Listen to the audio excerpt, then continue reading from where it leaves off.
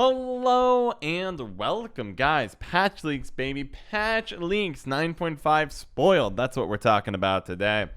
The standard bug is what's being used to generate this. If you're unfamiliar with this, when Play Gwent will update their cards before it actually goes live, before the notes appear on the site. Now, a couple of things to note. What's going on here is people are going for different Play Gwent deck lists, finding cards that have changed either provision or their actual power level, and then they're noting it here. This does not spoil things like the upcoming journey. You're not going to see any spoils about changes to actual reworks of cards, and you also won't be seeing any changes to provisions and leaders until the actual patch is announced. But what we are able to glean is provision changes, power changes. Now, what's really nice is it's becoming more known. Normally I have to assemble this myself on stream with the Plain Talk fam on the Twitch side, but looks like somebody's already started doing it. So we're gonna be able to take it easy today. Go straight down the list, talk about what we see here. Look, Mom, I'm on YouTube. Madar, you are indeed. You are indeed. Let's go ahead and start breaking it down. Starting with Nilfgaard here. Coup de grace to 10. Love it. Love it. Love it. Used to be 9, now it's 10. I really appreciate this change. I think Nilfgaard's been kind of this really evil faction for a long time, where Assimilate has been just so strong. Joachim's so strong. I appreciate they're kind of chipping at some of the Assimilate cards and the Joachim cards. I think you're going to ultimately have to do more than this. I think Brathan's is got to be up for consideration at this point, because Brathan's has survived everything for a long time. And I'm curious. I think this will be the first old school, more old school card, though I know it came out last year, but a core Nilfgaard card getting smacked. I hope they do more of this from CDPR. And hopefully it'll bring back some more interesting archetypes besides Assimilate Joachim. Yenvo, by the way, Yenvo, that could use a smack as well. But good start, good start. I'm excited to see the coup de grace change. Hurts Viper, but I'll make changes. I'll make it work. Next, Illusionist to 4 power. I'm not sure about this one. Illusionist with the Musty Truffle was seeing play in an actual meaningful manner. I like Illusionist as a card, so I selfishly quite like this. And wait, was Q really a 10 and 2? It became 9 and 3. All right, well maybe it'll be 10 and 3 then. I thought it was always 9 and 3, but I could be wrong. But anyways, move on to Illusionist. This is gonna be great. I'm gonna enjoy it. It literally just makes the deck I put out of Nilfgaard Knight better. Might as well play it again, right? Next change. Ard Thean Crossbowmen. Finally 4 power. I'm a little mixed on this change. On one hand, love that Soldiers getting a little bit of love. On the other hand, Soldiers needs a lot of love. This feels kind of like CDPR is giving affection to the one child that they like to ignore. The one child finally did something good, and then they're going to go back to ignoring them. I know Illusionist is technically Soldiers, but this is true genuine soldier buffing. It's a little something, but it ain't much. It's like giving the kid you neglect a little bit of ice cream, but still gonna keep neglecting them. That's how I view it. So the next one, Alchemist, which is now old school spotter. Viper Witch Alchemist going 5 power from 4. Very nice. Wait, no, hold on. This is Alchemist. No, that's in Viper Witch. It's just old school Alchemist. So to make sure you guys aren't as confused as I am, we're talking this one. Okay, so this is now a 5/4 that swaps. Interesting. I don't think it'll break any metas, but it certainly makes the Living Armor point slam strategy a little bit better. Helps out mill decks. So keep an eye on this one. That's actually a notable change for the memers of the world. Moving along. The Queen. What does he even do? 6 power and 6 provision. Okay, so it's a 6/6. Let's go ahead and pull up the Queen. Let's see what we're looking at. I don't even know what it does. No one plays it. All right, it's this thing. So this will be a 6/6. Consume and gain its armor. 6/6. Actually, that's pretty darn playable. That's actually going to be very playable, because then here's how you view it. It's a 6/6. Consume, which is fine.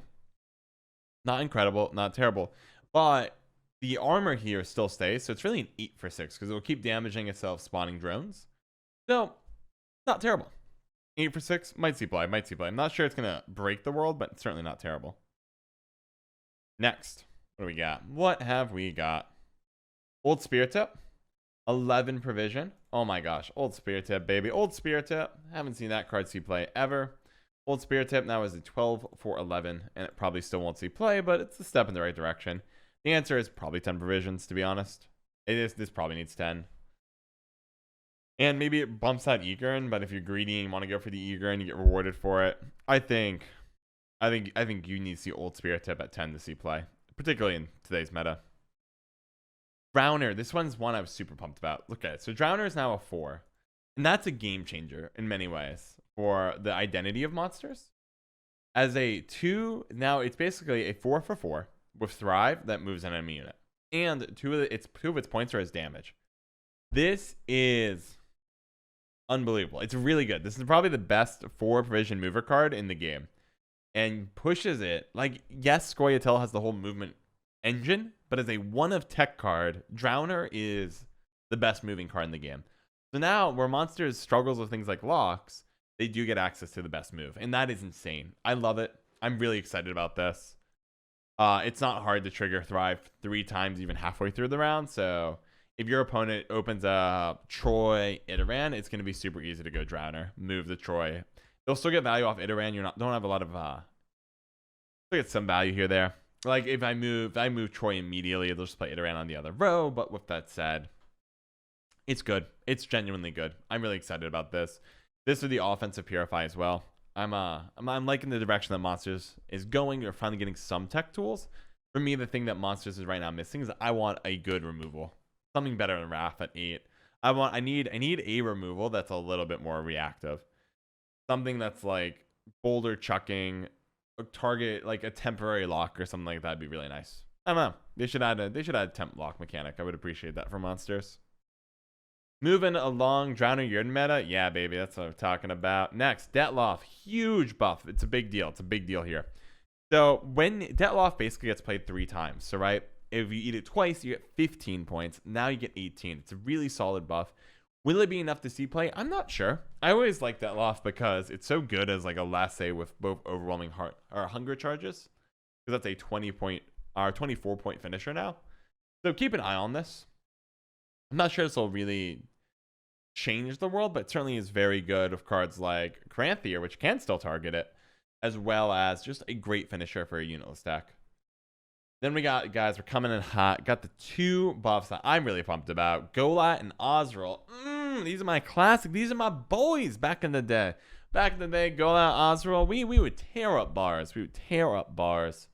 Drinking late into the night. Now, Golat is now 7, a 10 for 7. Love it. Very welcome change.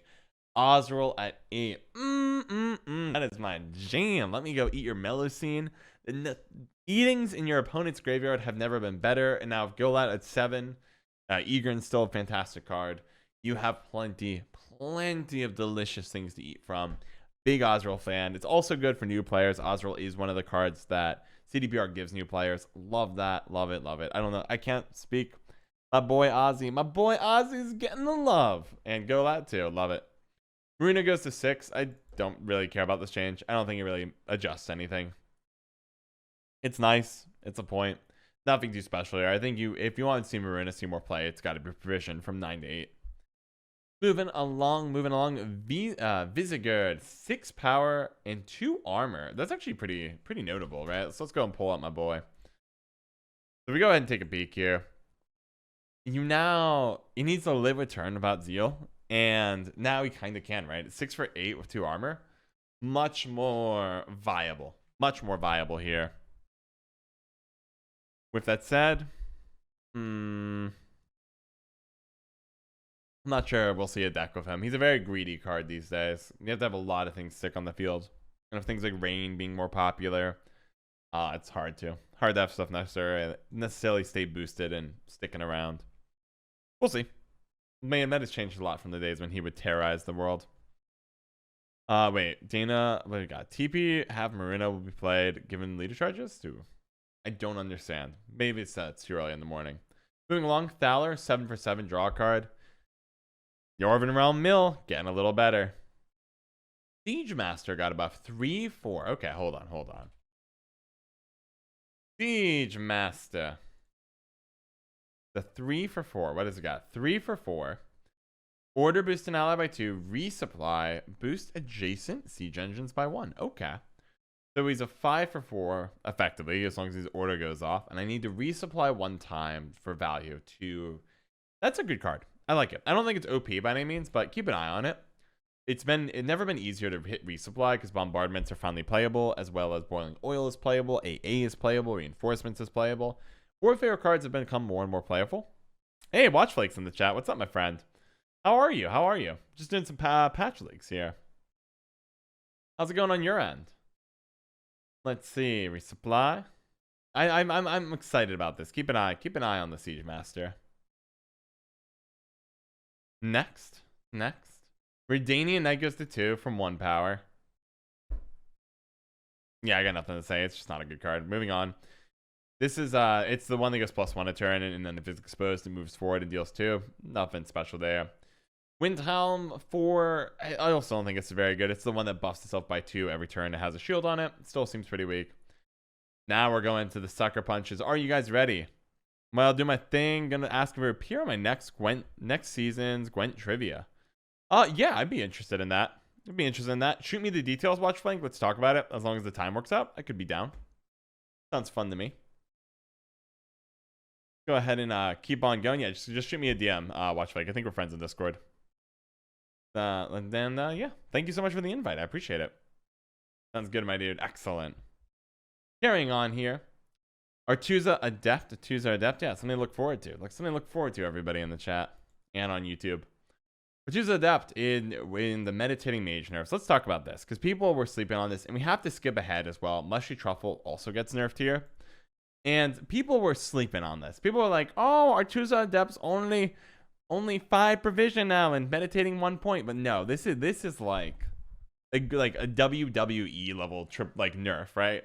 Got Meditating Mage deck, Meditating Mage in the center of the ring, and oh no, it's a 1 provision nerf on Artuza Adept. The clothesline just smacks the Adept to the ground, and then, oh no, what's coming from the top of the cage? Oh, it's a 1 power nerf to the Meditating Mage with the chair from up above, smashing him in the face, and oh no, Mushy Truffle 1 provision nerf. Oh god, when will the beatings end? And guys, it's a huge nerf. These nerfs are insane. It's gonna kill the deck. It's gonna be taking it. Recording the new episode tonight. That's awesome. Yeah, good luck. Keep up the Flake Miri podcast, my friend. Good to go get him, Watch Flake. Got distracted by the chat. I was reading that like, huh? Anyways, moving along. But I think we need to be. Everyone is freaking out about this. This is like Meditating Mage nerfs insane. Power nerfs are brutal if you're making multiple copies of a card. So this is like removing 6 points across 3 rounds per round. It's like an 18-point nerf to the deck, right? If I told you that any deck is going to get nerfed by 18 points, you'd probably be a little hesitant. Artuza Adept is going to go up to 2 and Mushy Truffle by another one. 3 provisions off it plus a 18 points removed is a lot. It is a lot. It is absolutely brutal. So I'm just sitting here and I'm kind of excited selfishly. 1, I won't be seeing that deck up very often anymore, and 2, it's coming down to the meme territory, baby. The CDBR is basically saying, look, we want this to be a deck. We don't want it to be in the meta. And so I'm sitting here like, come, my child, my Meditating Mages, my Artuza Adepts, my Mushy Truffles, come into my waiting arms. Let me hold you close and hug you and help you grow and become the meme you were meant to be. It's beautiful. Moving along, Vernon Roche goes to 10 provision. Doesn't really change anything, but it's a card. I think 9 is where I think I would be much more interested in. There's too much YOLOing here for the double play off the top. You miss good cards or get hit engines late in the round. It's meh. We'll keep an eye on this though. Vernon Roche is a dangerous ability. The ability to play 2 cards in 1 is really strong, but the fact that it's so random is rough. Next, Mutated Hound. Ooh, 5 power. Huh. 5 power. That's more playable in a meaningful way.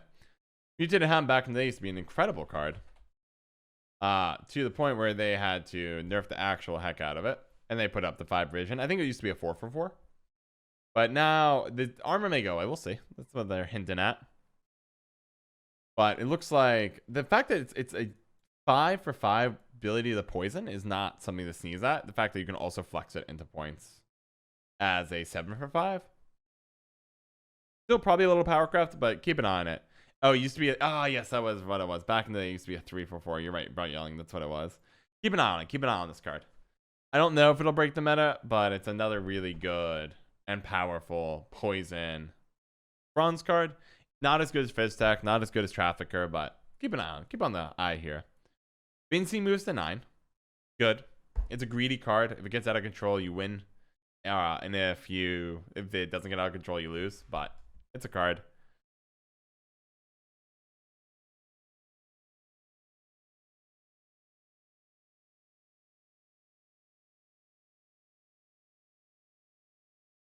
There's the sneeze I needed. Moving along. Cut up lackeys. Cut up lackeys. I love this. This is going to be something I'll be playing with personally. Cut up lackeys has a really strong ability. Really strong. The ability to go bonded, damage 2 randomly, is legitimately strong. It is a powerful, powerful effect. That's why Horse Senior occasionally sees play. Being able to go cut up lackeys here, and you get to double, and then play it with Horse Senior, which I already really like because the Congregate and the Firestorm Crime package is really good. And I was flirting with it. You can look into some of my old past decks.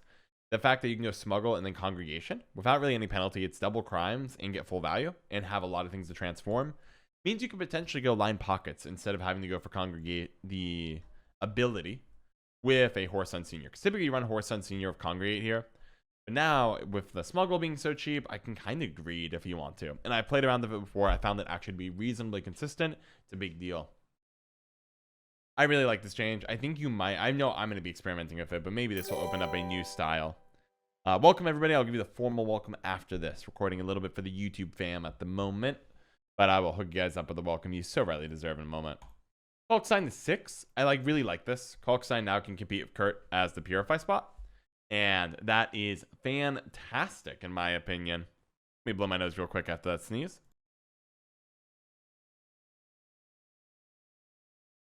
Thank you for understanding. Kalkstein at 6 now is really good. It can compete. Do you need a lot of Purify or a little bit of Purify? This also pushes how far you can take Syndicate Purify decks. And I really like that. Like, Syndicate, is, just like Monsters, lacks in the lock category. But just as Monsters getting a huge push to their ability to move stuff around with the 4 Provision Drowner, Syndicate's getting this huge push in terms of multi-purification, with Kalkstein being a very playable card at 6 Provision. And last but not least, guys, Witch Hunter Executioner finally going to 4 power. That's a big deal. That's a huge buff for Witch Hunter decks and Bounty decks. I'm not sure this is going to... It's good. It's welcome. You know what? I'm going to take it. I'm not going to look a gift horse in the mouth. This is the type of card that we might all come to hate, but the fact that it's Bounty, it's not like Horse Sun's Freak Show, it's not like old school Tunnel Drill, requires setup. It'll be fine. I think this will be fine. I think we'll actually come to like this change. Next, Primal Savagery is 4. Jeez, are you kidding? Primal Savagery goes to 4. No way. Are they really? Alright, well, I'm taking 2 in every deck I play. Skellige setting up the ability to get a death blow on 2 damage is really easy. This is not a hard thing to do for Skellige. I mean, the light long ships are like, what, 4 for 4s now? Is that, or 5 for 4s? They made light long ships. Yeah, they're not 4 provision. Setting this up is going to be like cake. It's cake. And like, I know what they're going for. And in many ways, this is a bit about where like Gwent is going as a game, where the points are starting to go higher. The variance though is there, right? You can either, sometimes it's going to be a brick at 2, but a lot of times it's going to be an 8 for 4. Does require setup, and that is the upper end of what CDPR wants. 6 for 4 is what you get if you don't care about restrictions. 7 for 4 usually requires a little bit of work. 8 for 4 is possible, and then 9 for 4 is possible, but you have to really work for those. Primal Savagery does require you to build your work, but I think it's pretty easy for Skellige. So I think you're going to see a lot of this card. This card looks really strong. Looks really strong, really punishing. Beautiful. Imagine like running into Nature's Gift and just clocking something for an easy 8. And two of the points are his damage. Setup should be really easy here. Wild Boar of the Sea goes to 4. Not really much to say there. It just makes an already decent card better. Welcome. I like it. I like it. Fukusa gets nerfed, still the best Skellige card in the game. Goes to 4. Fine, it's fine. I love these. And then we're about to enter the Scoia'tael buffs. And I've always loved the Scoia'tael buffs. So check this out, right? We remember how I was talking about how Soldiers is the neglected child for Nilfgaard, and this is CDPR kind of giving him a little bit of love and attention, but not enough to really make a difference. Scoia'tael, I swear on these patches, they get nothing. It's the funniest thing. Like, if I go through the list, hey, Illusionist buff, Crossbowman, even Alchemist got a little something.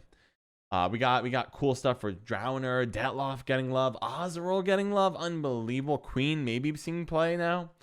Oh look, Northern Realms got a stack of crazy stuff. A lot of them nerfs, but at least Roche is getting a little bit of Siege Master's kind of interesting. Vizigeared, if you remember the card.